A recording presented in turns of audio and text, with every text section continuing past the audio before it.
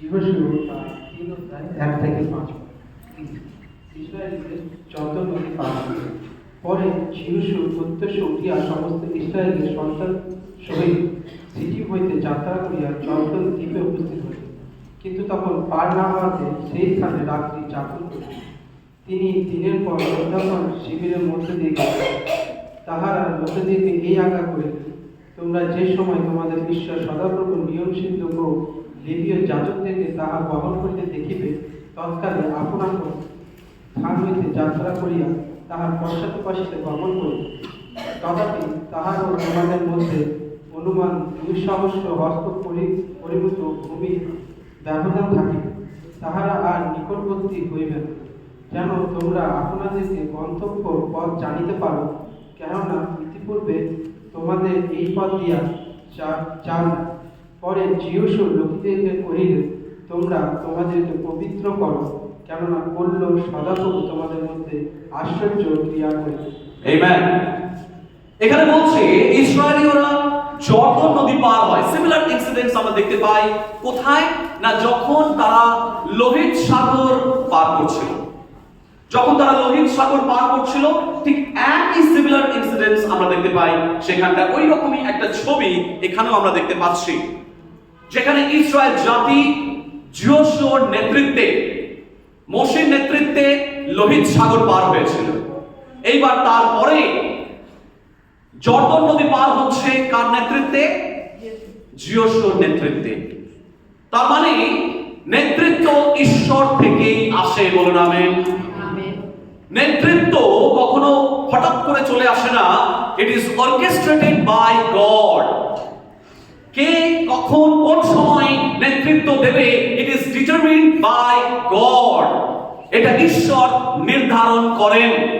যখন আগে লোহিত সাগরের নেতৃত্ব দিচ্ছিলেন মোশি, কারণ মোশিকে তখন ঈশ্বর আহ্বান করেছেন। অতএব মোশিকে যখন আহ্বান করেছেন, তখন মোশিকে ঈশ্বর মনোনীত করেছিলেন সেই সময়ের জন্য। এরপর তারপরে যখন যিহোশু এসেছেন, যিহোশুকেও আগে থেকে ঈশ্বর প্রস্তুত করছিলেন। এবং যখন মোশির পরে যিহোশু দায়িত্ব নিলেন, তখন ঈশ্বর তাকে দিয়েও অলৌকিক কাজ করিয়েছেন এবং ইসরায়েল জাতিকে তার মনোনীত জায়গায় তিনি পৌঁছে দিচ্ছেন, বলুন আমেন। আর সেই কারণেই এখানেও ঈশ্বর সেই যর্দন নদী পার হওয়ার সময় তাকে পরিচালনা দিচ্ছেন, অর্থাৎ নেতৃত্ব ঈশ্বর থেকে আসে। সেই জন্যই আমরা পুরাতন নিয়মে দেখতে পাই থিওক্রেসি, দুটোই গ্রিক শব্দ। থেওস মানে হচ্ছে ঈশ্বর, আর আরেকটা গ্রিক শব্দ ক্রেটস থেকে হচ্ছে কি ক্রেসি, মানে তন্ত্র, রুল, অর্থাৎ ঈশ্বরের তন্ত্র, অর্থাৎ ঈশ্বর রুল করছেন, ঈশ্বর শাসন করছেন। সেই একই সিস্টেম আমরা দেখতে পাই প্রদত্ত নিয়মের মধ্যে রয়েছে। আমরা দেখতে পাই সমস্ত চার্চ হিস্ট্রির মধ্য দিয়ে সেটা আস্তে আস্তে মণ্ডলীর মধ্য দিয়ে বর্তমান সময় এসেছে, যেখানে বলছে থিওক্রেসি, অর্থাৎ রুল বাই গড। অর্থাৎ ঈশ্বর সর্বসময় তিনি চান যেন তার সেই রুলের অধীনে আমরা থাকি। সেই কারণেই বলছে থিওক্রেসি, অর্থাৎ রুল বাই গড, ঈশ্বরের শাসন। এখানে আমরা দেখতে পাচ্ছি যে যিহোশু তিনি মোশির পরে নেতৃত্ব নিলেন এবং তাকে ঈশ্বর ইসরায়েল জাতিকে পরিচালনা করার জন্য ব্যবহার করছেন।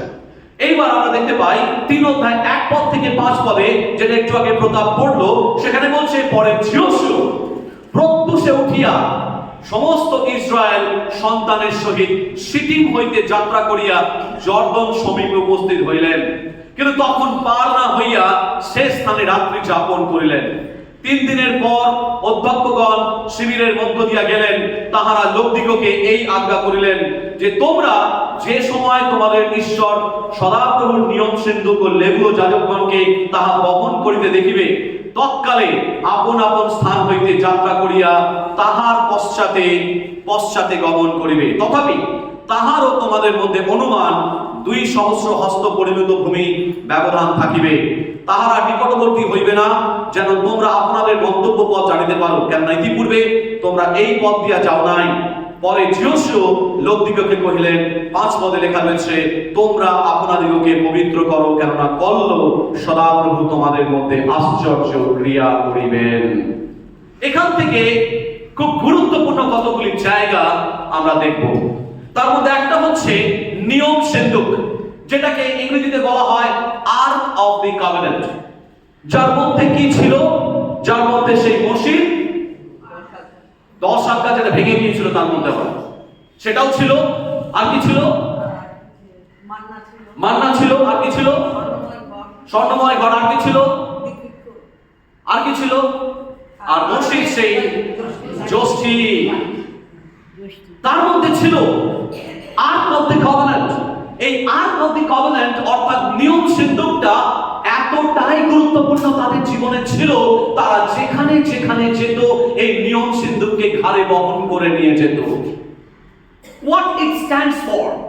নিয়ম সিন্ধুকটা অ্যাকচুয়ালি কি? নিয়ম সিন্ধুকটা represents ঈশ্বরের উপস্থিতি। বলুন আমেন। এই নিয়ম সিন্ধুকটা always carries the presence of God. ঈশ্বরের সেই উপস্থিতিকে বহন করত এই নিয়ম সিন্ধুক।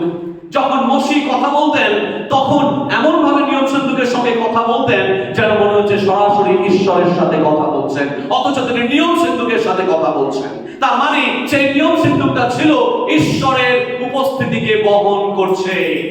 এবং সেই নিয়ম সিন্ধুক যেখানে যেখানে তারা যেত, এমনকি যখন যুদ্ধক্ষেত্রে যেত, তারা নিয়ম সিন্ধুকটাকে ঘাড়ে বহন করে আগে আগে নিয়ম সিন্ধুকটাকে নিয়ে যাওয়া।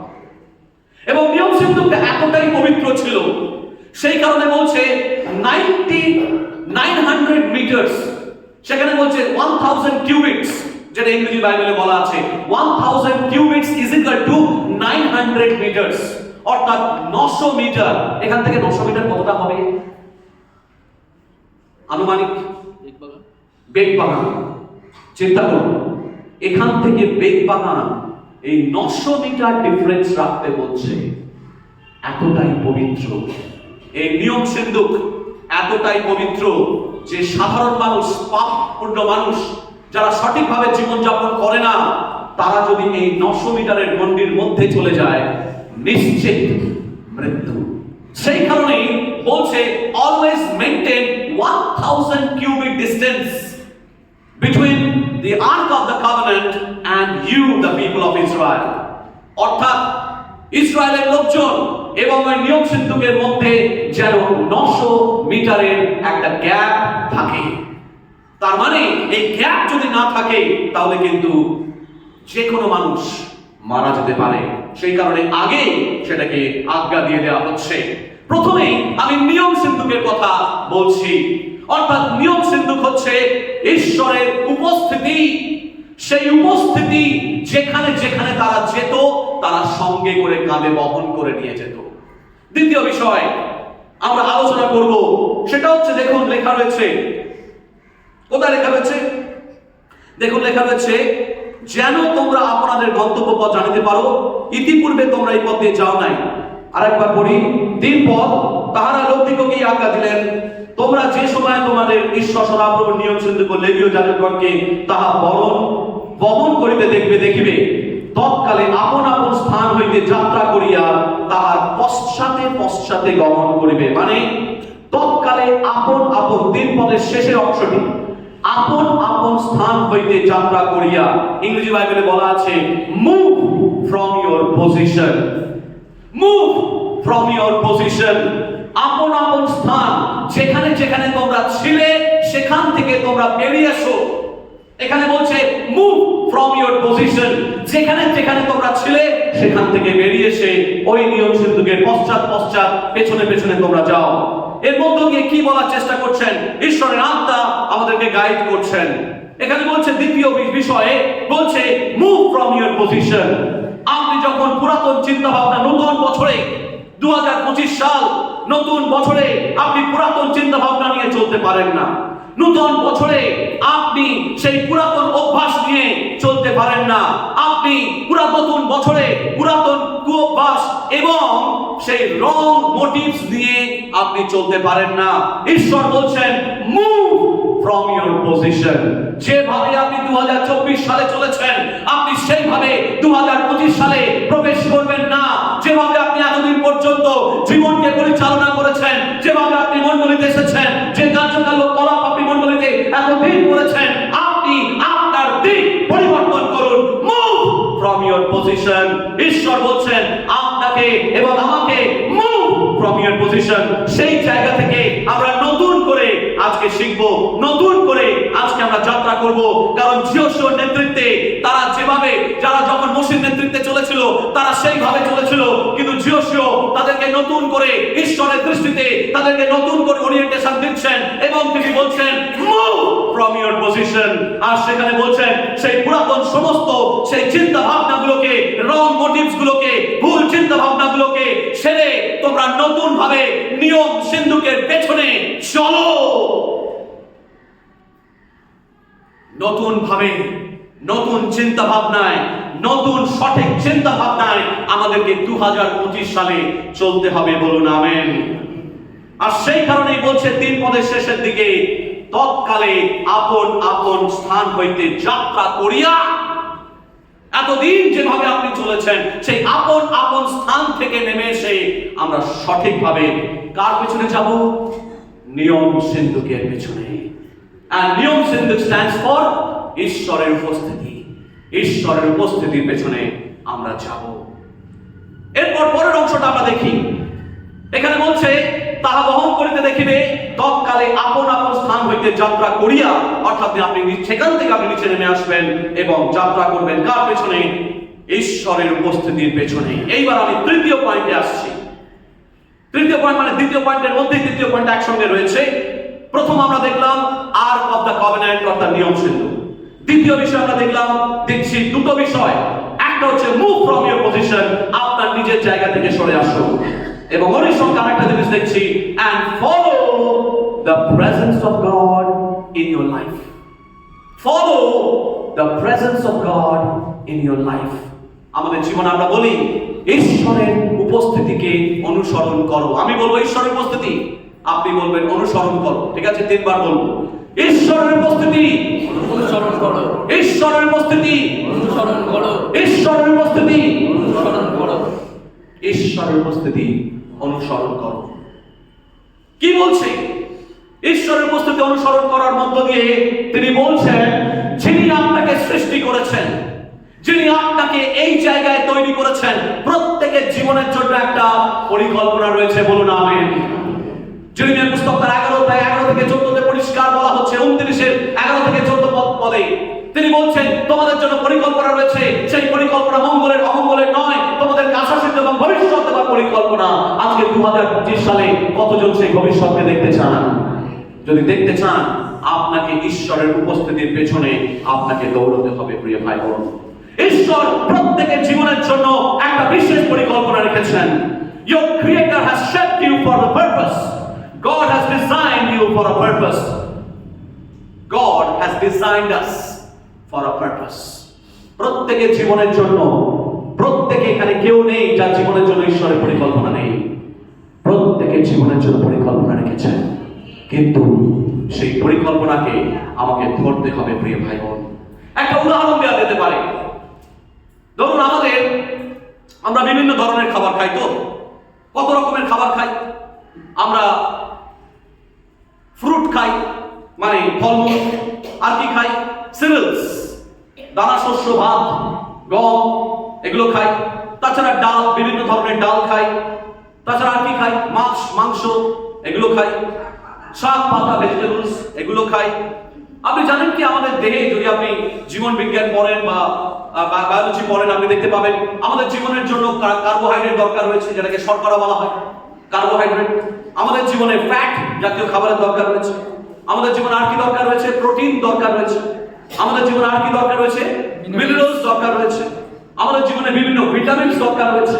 তাহলে ভিটামিনস, মিনারেলস, ফ্যাট, কার্বোহাইড্রেট এবং মিনারেলস, এগুলো সব দরকার রয়েছে। অর্থাৎ প্রত্যেকটা খাবার আমাদেরকে খেতে হয়।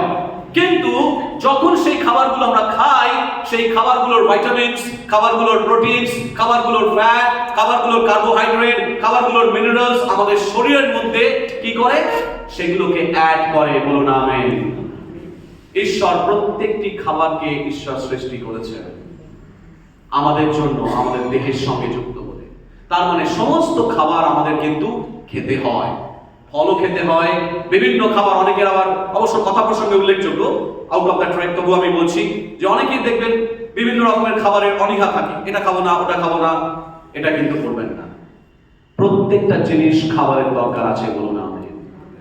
অখাদ্যের নিমিত্ত রৌপ্য তৌল করিবেন না, তাই অখাদ্য খাবেন না, কিন্তু খাদ্য যা ঈশ্বর তৈরি করেছেন আমাদের দেহের জন্য সেটা প্রয়োজন। বলুন আমেন। শাক সবজি, মাছ, ফল মূল, যা কিছু শীতের সবজি যা আছে সব একটু একটু করে খাবেন, দেখবেন দেহ আপনার ভালো থাকবে।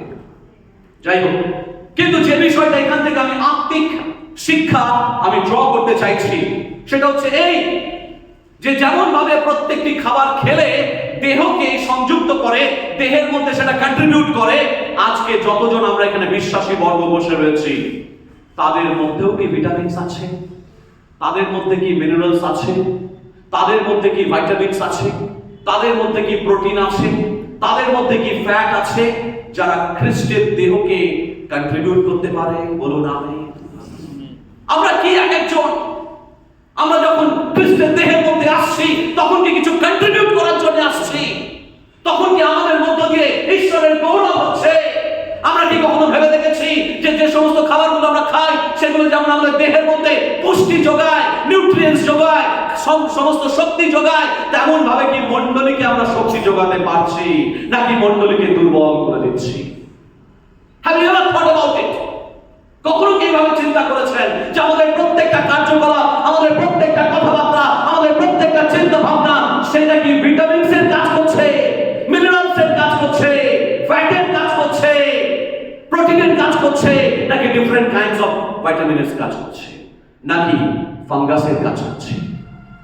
ফাঙ্গাস কি জানেন? ফাঙ্গি এক ধরনের ব্যাকটেরিয়া, সেখান থেকে আসে।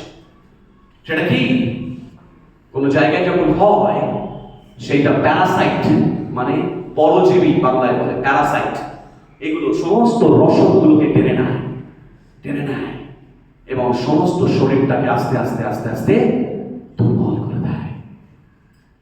আমরা যেন মণ্ডলীতে কখনো ফাঙ্গির ভূমিকা না পালন করি, আমরা যেন ভিটামিনসের ভূমিকা পালন করি, আমরা যেন ফ্যাটের ভূমিকা পালন করি, আমরা যেন মিনারেলসের ভূমিকা পালন করি। সবার মধ্যে যে প্রোটিন থাকতে হবে তার কোনো মানে নেই, সবার মধ্যে যে ভিটামিন থাকতে হবে তার কোনো মানে নেই, কিন্তু কোনো না কোনো ভিটামিন যেন আপনার মধ্যে থাকে, কোনো না কোনো ফ্যাট যেন আপনার মধ্যে থাকে, কোনো না কোনো মিনারেল যেন আপনার মধ্যে থাকে, কোনো না কোনো জিনিস যা মণ্ডলীকে গেঁথে তুলবে সেই জিনিস যেন থাকে, কোনো ফাঙ্গি যেন না থাকে। ঈশ্বর ডাক্তারের কাজ করবেন। যখন লিখিত সুসমাচার তা কোথায় লেখা আছে? 15 অধ্যায়। যখন লিখিত সুসমাচারের 15 অধ্যায় লেখা আছে, কি লেখা আছে? যদি কোনো গাছ প্রোডাক্টিভ না হয় তাহলে সেই গাছকে তিনি কি করেন? কেটে ফেলেন। You have to be productive. As long as you live in this family of God, you have to grow. আপনাকে বৃদ্ধি পেতে হবে, আপনাকে প্রোডাক্টিভ হতে হবে, আপনাকে উৎপাদনশীল হতে হবে, আপনাকে দিতে হবে, আপনাকে গ্রহণশীল বৃদ্ধির পথে আপনাকে সরব হতে হবে এবং আপনাকে ঈশ্বর আশীর্বাদ করবেন। যদি আপনি আশীর্বাদ পেতে চান তাহলে প্রিয় ভাই বোন, আজকে আপনি আবিষ্কার করুন আপনার মধ্যে কি কি কোয়ালিটিস রয়েছে, সেগুলোর উপরে আপনি প্রার্থনা করুন, সেগুলোর উপরে কনস্ট্যান্ট আপনি প্রার্থনা করুন। আত্মা এবং সত্যে আপনি প্রার্থনা করুন। যখন আত্মা এবং সত্যে প্রার্থনা করবেন দেখবেন ঈশ্বর আপনার জীবনের মধ্যে গভীরভাবে কাজ করছেন। You let God work in your life. ঈশ্বরকে সুযোগ দিন যেন তিনি আপনার মধ্যে কার্য করতে পারেন। তিনি আপনাকে নতুন করে গড়ে তুলতে চান। আপনার ভিতরে যে ফাঙ্গাসগুলো রয়েছে, আপনার ভিতরে যে ফাঙ্গিগুলো রয়েছে, সেগুলোকে তিনি বের করে আনবেন, অপারেশন করবেন, সার্জারি করবেন, অস্ত্রোপচার করবেন আত্মিকভাবে পবিত্র আত্মার মাধ্যমে। দেখবেন আপনার সেই ডিপ সিটেড সেই বিষয়গুলো সেখান থেকে আস্তে আস্তে বের করে আনছে। অনেক সময় দেখবেন দীর্ঘদিনের জমানো কফ বুকের মধ্যে জমে থাকে। দেখবেন কোন একটা ওষুধ ডাক্তার দিল বা কাপ সিরাপ দিল, সঙ্গে সঙ্গে ঠিকলো টেনে বের হয়ে আসছে। আপনার জীবনে দীর্ঘদিনে যদি কফ জমে থাকে, আত্মিক কফ, ঈশ্বর সেগুলোকে বার করবেন, বলুন আমেন। এই 2025 সালে আপনার ভিতর থেকে সেগুলো বার করবেন এবং আপনাকে এবং আমাকে প্রোডাক্টিভ করে বলবেন, বলুন আমেন। আজকে যদি আপনি প্রোডাক্টিভ হন in the kingdom of god, আপনাকে নিজেকে সমর্পিত হতে হবে এবং প্রভুর কাছে বলতে হবে কেঁদে কেঁদে, প্রভু তুমি আমার মধ্যে কোথায়? আমি যোগ্য নই। নিজেকে নতনম্র প্রথমে করতে হবে। ঈশ্বরের রাজ্যে থাকলে আপনাকে প্রথমে নতনম্র হতে হবে। যদি নতনম্র হতে পারেন, ঈশ্বর আপনার ভেতর থেকে সেই প্রোডাক্টিভ বিষয়গুলোকে জাগিয়ে তুলবেন, বলুন আমেন। 3 নম্বর বলছে, when one follows the presence will know where they should go. 3 নম্বরে বলছে যে তারা যাবে তাহার নিকটবর্তী হইবে না, যেন তোমরা আপনাদের গন্তব্য পথ জানিতে পারো। এই 2025 সাল কেমন হবে আমরা কেউ জানি না। এই 2025 সালে কি করব, কিভাবে করব, আমরা কিছুই জানি না।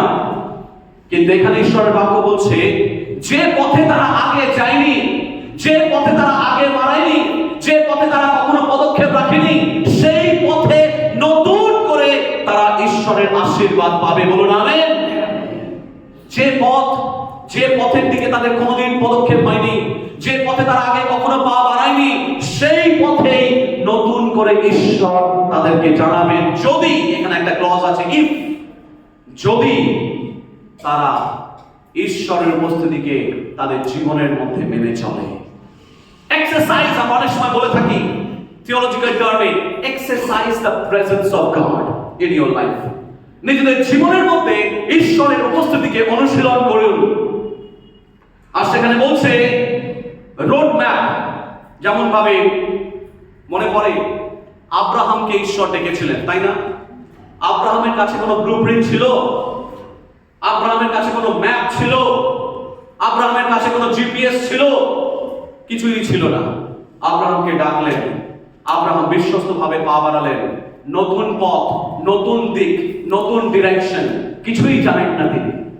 যখন বিশ্বাসে পা বাড়ালেন, ঈশ্বর তার নতুন জীবনের দিক দর্শন করলেন, বলুন আমেন।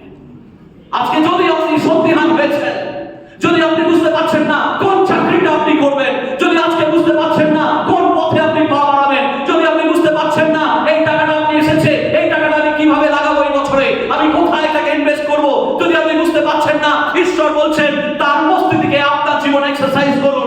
ঈশ্বর আপনার জীবনের দিক দর্শন করাবেন, বলুন আমেন। তিনি জীবন্ত ঈশ্বর। কতজন বিশ্বাস করেন তিনি জীবন্ত ঈশ্বর? তিনি he is a speaking god, he is a talking god. তিনি কথা বলেন, তিনি আপনাকে দিক দর্শন করাবেন, প্রিয় ভাই বোন। তিনি আপনাকে বলে দেবেন যে আপনি কি করবেন এই পরিস্থিতির মধ্যে, কিন্তু আপনাকে তার উপস্থিতিকে জীবনে নিয়ে চলতে হবে, প্রিয় ভাই বোন। অনেক সময় আমরা জীবনের ট্রেন্ডকে ফলো করি, আমরা অনেক সময় ট্রেন্ডকে ফলো করার পাশাপাশি ফ্রেন্ডকেও ফলো করি। ঈশ্বর বলছেন না ট্রেন্ড না ফ্রেন্ড, কেউই আপনাকে সঠিক পথ দেখাতে পারবে না। না neither trend nor friend, no one will show the way. যিশু বলছেন I am the way, I am the way. যতক্ষণ আপনি তার উপস্থিতিকে ফলো করবেন, তার উপস্থিতি আপনাকে পথ দেখাবে, বলুন আমেন। বাট মেক শিওর যে আপনার জীবনে তার উপস্থিতি রয়েছে, তার উপস্থিতিকে নিয়ে কখনো কম্প্রোমাইজ করবেন না। এমন কোনো কথা বলবেন না যে উপস্থিতি চলে যায় আপনার জীবন থেকে। আপনি জানেন না ইসরায়েল জাতি অনেক সময় দাবি করেছিল আমার জীবনে উপস্থিতি আছে, আমাদের জীবন থেকে কখনো চলে যাবে না, কিন্তু তাদের জীবনযাপন ঈশ্বরকে বিমুখ করেছিল। সেই কারণে কখন ঈশ্বর উপস্থিতি তাদের জীবন থেকে পালিয়ে গেছে তারা নিজেরাও ধরতে পারেনি। ঈশ্বর উপস্থিতিকে বেঁধে রাখা যায় না, ঈশ্বর উপস্থিতিকে ধরে রাখা যায় না। ঈশ্বর উপস্থিতি আপনা হতেই থাকে। যতক্ষণ আপনি তার উদ্দেশ্যকে মেনে চলবেন, যতক্ষণ আপনি তার উদ্দেশ্যের পথে চলবেন, ততক্ষণ তার উদ্দেশ্য অনুসারে আপনার জীবনে তিনি থাকবেন, বলুন আমেন। অতএব আজকে এই 2025 সালে কখনো সেই উপস্থিতিকে নিয়ে আপনি খেলা করবেন না। আজকে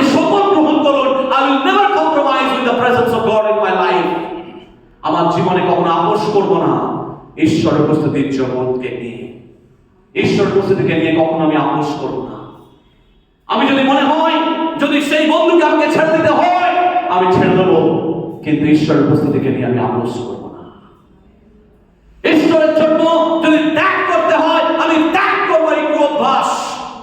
যদি ঈশ্বরের উপস্থিতির জন্য আমাকে এটা ছাড়তে হয় আমি ছাড়বো, কিন্তু ঈশ্বরের উপস্থিতিকে আমি ত্যাগ করব না। কারণ ঈশ্বরের উপস্থিতি আমাকে জীবন দর্শাবে, আমাকে জীবন দেবে, আমাকে জীবনের পথে পরিচালনা করবে। যদি আপনি জীবনের পথে পরিচালনা করতে চান তাহলে ঈশ্বর বলছেন ঈশ্বরের উপস্থিতিকে আপনি ধরে রাখুন। প্রিয় ভাই, ডোন্ট ফলো দ্য ওয়ার্ল্ড। জগৎকে আপনি মেনে চলবেন না। জগতের প্রিন্সিপালস গুলো যখন আপনি মেনে চলবেন, যখন আপনি জগতের প্রিন্সিপালস নিয়ে চলার চেষ্টা করবেন, দেখবেন আপনার জীবনে সেগুলো খাটছে না।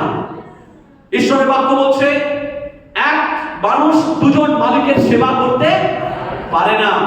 আপনি জগতেরও সেবা করবেন, আপনি ঈশ্বরেরও সেবা করবেন, হতে পারে না। Either this or that.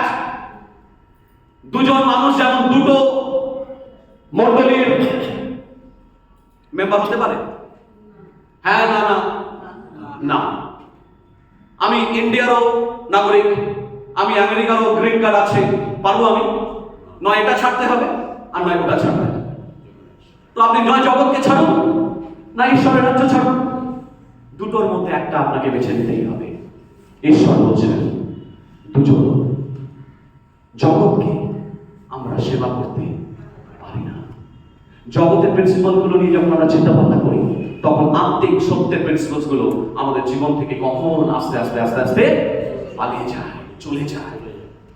আজকে যদি ঈশ্বর বলছেন যে 2025 সালে আমরা ঈশ্বরের উপস্থিতিকে ধরে রাখবো, আমাদের জীবনে নিয়মিত বাক্য পাঠ করব, বাক্যের গভীরে প্রবেশ করব, মুখস্থ নয়। মুখস্থ আমরা গেলাম একদম প্রকাশ কি বলে আদি পুস্তক থেকে একদম প্রকাশিত বাক্য, ওটা কেউ চায় না। আপনি কত জানেন কেউ চায় না, ঈশ্বরও চান না। ঈশ্বর চান আপনি কি মানেন। কত জানেন সেটা বিষয় না, আপনি কি মানেন। জ্ঞান আমাদের থেকে অনেক মানুষ অনেক বেশি আছে, তাতে কিছু যায় আসে না, কিন্তু কত বেশি মানেন। আজকে 2025 সালে আমরা মেনে চলবো কিনা, আপোষ করে চলবো কিনা, সেইটাই লাখ টাকার প্রশ্ন। প্রিয় ভাই, 4 নম্বরে বলছে দ্য অ্যাক্ট অফ কনসিক্রেশন। যেটা লেখা রয়েছে কোথায়? যেটা লেখা রয়েছে দেখুন, এখানে লেখা রয়েছে 5 পদে। বলছে পরে যিশু লোকদিগকে কহিলেন তোমরা আপনাদিগকে পবিত্র করো, কেননা কল্ল সদাপ্রভু তোমাদের মধ্যে আশ্চর্য ক্রিয়া করিবেন।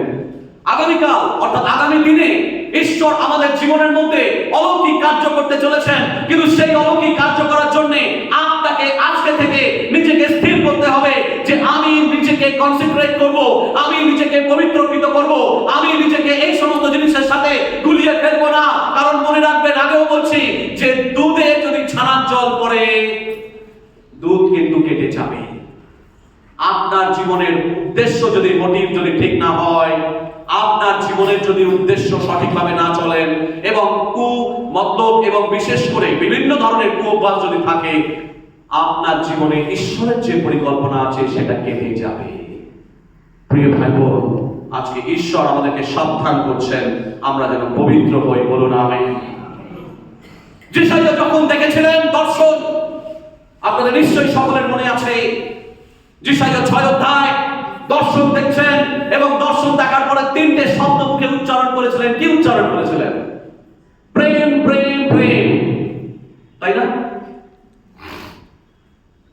কি উচ্চারণ করেছিলেন? প্রেম প্রেম প্রেম। হ্যালো, কি উচ্চারণ করেছিলেন? 6 অধ্যায় যিশাইয়া প্রেম বলেছিলেন। প্রেম প্রেম প্রেম তো তিনি আছেন, কিন্তু মুখ থেকে যেটা যিশাইয়া বেরিয়ে এসেছিল পবিত্র পবিত্র পবিত্র। বলুন আমেন। তিনি পবিত্র, সেই জন্য প্রথম শব্দটা তার মুখ থেকে বেরিয়ে এসেছিল পবিত্র, হোলি হোলি হোলি। ঈশ্বর তিনি পবিত্র। প্রথম পিতরে বলা হচ্ছে ঈশ্বর যেমন পবিত্র তোমরাও পবিত্র হও। আজকে প্রিয় ভাই বোন, যখন আপনি কোনো নেশা করবেন, ঈশ্বরের বাক্য বলছি, আমাকে ক্লিয়ার বলতে হবে, যখন আপনি কোনো নেশা করবেন, যে ধরনের নেশা হোক, আপনি কিন্তু আপনার সেই মন্দিরকে, পবিত্র আত্মার মন্দিরকে নষ্ট করছেন। বলো না ভাই? তোমরা কি জানো না যে পবিত্র আত্মার মন্দির? তোমরা কি জানো না যে তোমাদের দেহ পবিত্র আত্মার মন্দির, যিনি আমাদের অন্তরে থাকেন, যাহাতে আমরা ঈশ্বর হইতে প্রাপ্ত হইয়াছি, আর আমরা নিজের নৈতার মূল্য দ্বারা কৃত হইয়াছি, আর আমরা নিজের নৈতার মূল্য দ্বারা কৃত হইয়াছি। তোমরা কি চাও না তোমাদের দেহ পবিত্র আত্মার মন্দির? তাই কি দেখছো, কি শুনছো, কি বলছো, এই শোনা বলা সমস্ত কিছুর মধ্য দিয়ে মনে রাখবেন, আমরা আমাদের যে অন্তর, সেই অন্তরের মধ্যে সেই পবিত্র জিনিসটাকে নষ্ট করে ফেলতে পারি। Be careful. আমি অনেকবার প্রচার করেছি এই বিষয় নিয়ে বিভিন্ন জায়গায়। আমাদের বিভিন্ন জায়গায় প্রহরী বসাতে হবে। কানের প্রহরী, কি শুনছেন, কি বলছেন, কি দেখছেন, প্রহরী বসাতে হবে। সবকিছু দেখা ভালো জিনিস নয়, সবকিছু শোনাও ভালো জিনিস নয়, আবার সবকিছু বলা ভালো জিনিস নয়। আমাদের মুখে, কানে এবং দৃষ্টিতে আমাদের প্রহরী বসাতে হবে। তাহলে দেখবেন আপনার ভিতরে যে পবিত্র জিনিসটা, সেটা পবিত্রই থাকবে। ঈশ্বর আপনাদের আশীর্বাদ করুন। লেবীয় পুস্তকে 22 অধ্যায় 17 থেকে 21 সেখানে বলছে যে তোমরা আমার কাছে আনো সেই সমস্ত পশুগুলোকে যেগুলো উইদাউট ডিফেক্টস। সেকেন্ড ক্রনিকলস তার 7 অধ্যায় 14 পদে বলছে, যদি তোমরা মন ফেরাও, যদি তোমরা ঈশ্বরের কাছে নিজেদের ক্ষমা, নিজেদের পাপগুলোকে স্বীকার করো এবং তোমরা মন ফেরাও, তোমাদের মধ্যে থেকে সমস্ত রোগ আমি দূর করবো। বলুন আমেন। সমস্ত ডিফেক্ট, অনেক সময় ঈশ্বর আমাদেরকে উইদাউট ডিফেক্ট চাইছেন। যখন বাবিলনে 3 জন ব্যক্তিকে, দানিয়েল এবং তার 3 জন ব্যক্তিকে যখন চাইছেন, তখন বলছে they should be without defects. ঈশ্বরের রাজ্যের ডিফেক্টস বাদ দিয়ে তিনি চাইছেন। কোথায় লেখা আছে? লেবীয় পুস্তক 22 অধ্যায় 17 থেকে 21। সেই সমস্ত জিনিসগুলো ঈশ্বর চাইছেন যেগুলোর মধ্যে ডিফেক্ট নেই।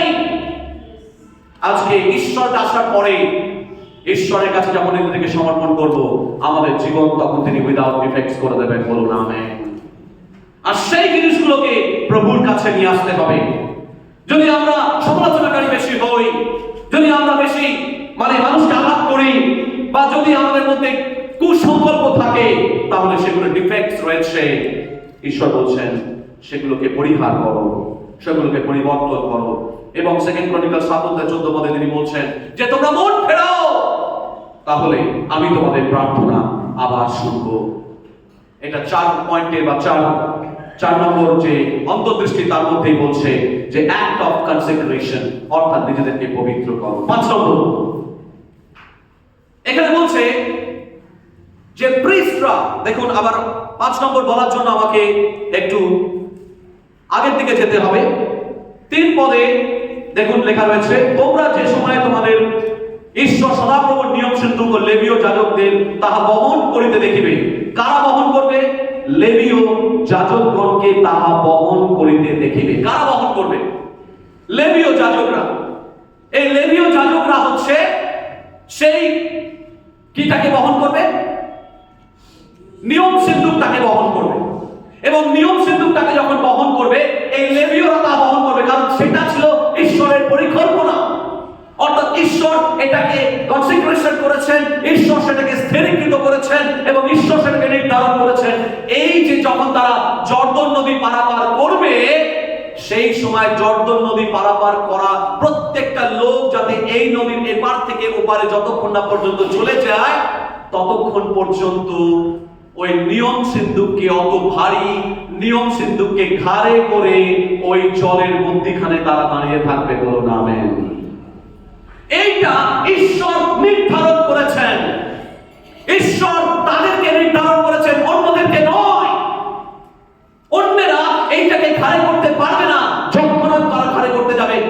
সঙ্গে তারা মারা যাবে। নিয়ম সিন্ধুক, ঈশ্বরের উপস্থিতিকে নিয়ম সিন্ধুক ঘাড়ে করার দায়িত্ব সবার উপরে দেওয়া হয় না।